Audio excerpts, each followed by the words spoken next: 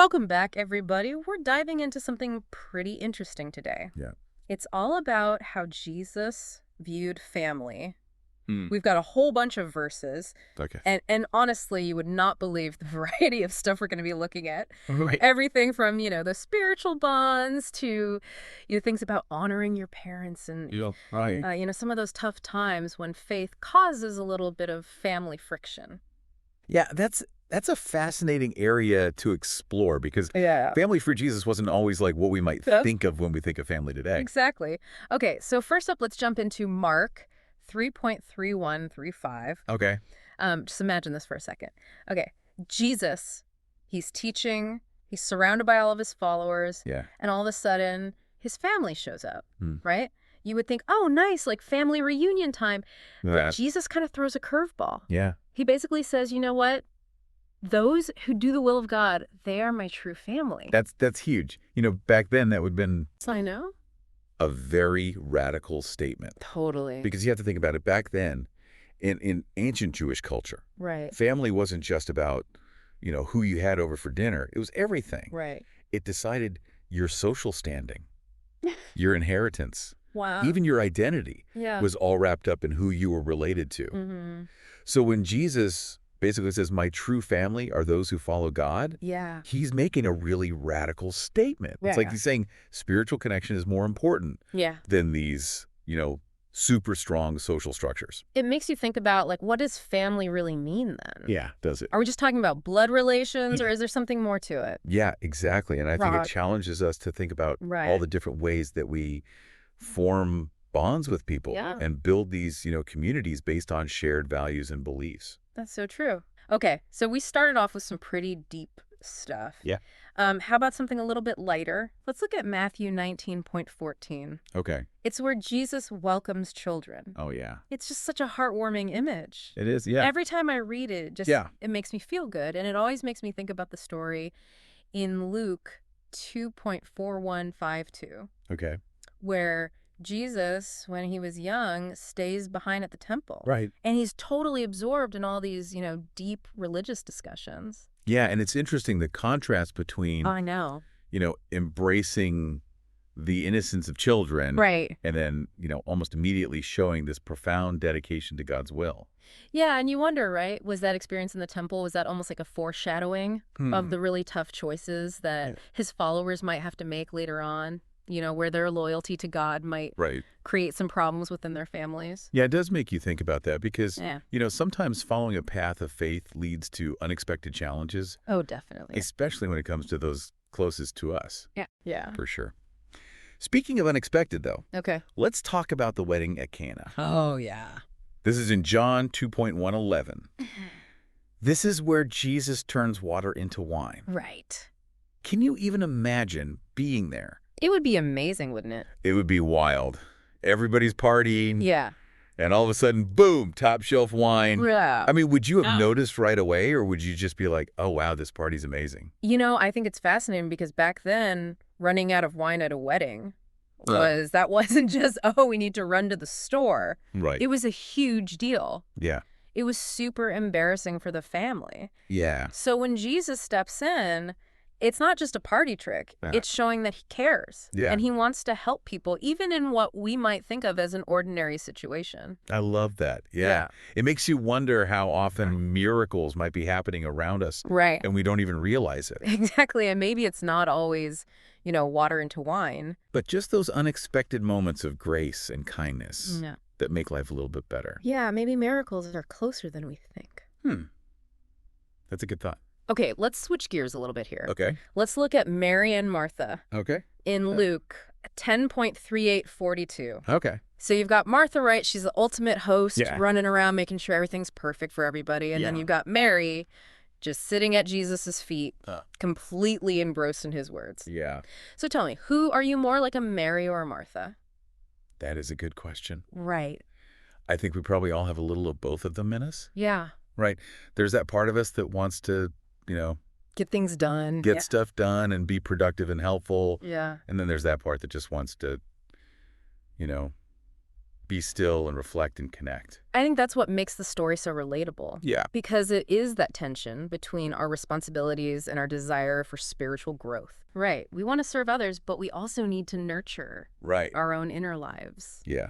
It's definitely a balancing act. For sure. And the story seems to say that, both approaches are good, Okay. but making time for listening and learning from Jesus, Yeah. that's what should be at the center of it all. It's such a good reminder to just slow down sometime. It is, yeah. Okay. Okay. So we're about to dive into some passages The- that are a little bit more direct Okay. about family life, Okay. specifically Ephesians 6:1 to 4 Okay. and Colossians 3:18 to 2:1. And these are interesting because they were written by Paul. Yeah. So not Jesus directly, but they Yeah. give us a peek into how Okay. that early Christian community was trying to figure out Uh-huh. how to actually live out Jesus's teachings Okay. within their families. Yeah. It's like we're getting this multi-layered perspective Thanks. on what it meant to live out your faith in your family life. Yeah. I love it. It's really It's like fascinating. I do too. But we have to remember these letters, they were written in a very specific cultural context. Right. And back then they had different ideas about gender roles Yeah. and even about family structures than we do today. So how do we take those cultural differences into account when we're reading these passages now? I think it's about, looking past those surface level instructions Okay. and focusing on those core values. Yeah. Like even though, the roles might look different now, Right. those principles of love and respect and responsibility within families, Yeah. those are timeless. Those apply to everybody. So it's like finding that sweet spot between, honoring the historical context, Yeah. but also figuring out how to apply these teachings today. Exactly. It's where interpretation and application get really important. Yeah. It's not just about copying what they did back then. Right. It's about understanding the big ideas Okay. and then getting creative and finding ways to live them out. Yeah. In our own situations. Yeah. I like that. Okay. Yeah. So Matthew 15:4 to 6. Okay. This one's powerful. Yeah. Jesus is talking to people who use religion as an excuse to neglect their parents. Mm. It's like he's saying, don't hide behind your piety if you're not taking care of your family.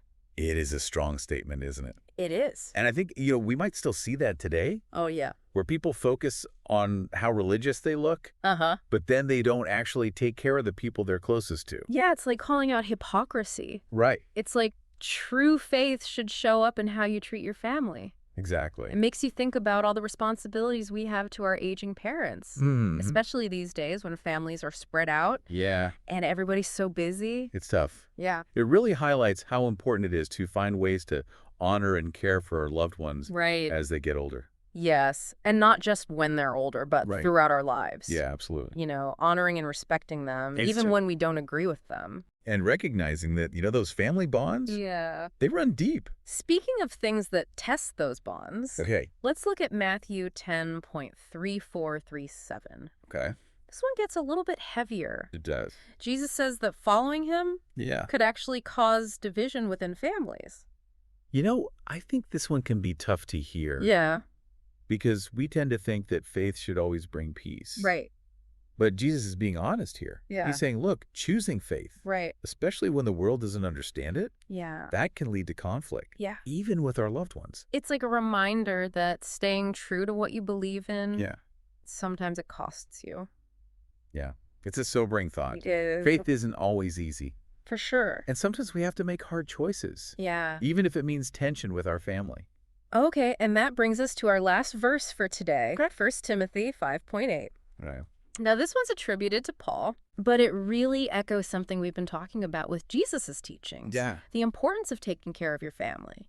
It's a great reminder that faith isn't just about the spiritual stuff. Right. It's about taking care of the people we love, Yeah. making sure they're okay. Providing for them. Exactly. That's part of living out our faith. Yeah, putting our beliefs into action. Love and support. Yeah, through our actions as much as our words. We've covered so much today. We have. Everything from how Jesus redefined family Right. to how important it is to balance our spiritual growth with our responsibilities. It's amazing, isn't it? How It's- these teachings are so old, yeah. But they still mean so much today. They do. They're about things we all go through. Yeah. Love, loyalty, responsibility. That search for meaning Yeah. within our families. And it makes you realize no matter how much things change, Yeah. those family dynamics, the ups and downs, The joys and the challenges. they're always there. Yeah, they are. It's part of being human. So that brings us to a question for you. Okay. How do these teachings about family speak to us in our world today? In a world that's so much more complicated than the world Jesus lived in. Yeah, it really is a journey for all of us. It is. Figuring out what family means and how to make it work. Yeah, and there's no easy answer. Right. There's no one size fits all. Exactly. But maybe these teachings can be like a guide. Okay. Pointing us towards more understanding, more compassion. Yeah. More connection with our families. It's like we've got this amazing toolbox, but we have to figure out how to use it. That's the cool part, though, right? Is it? We get to engage with these teachings. Yeah. Think about them.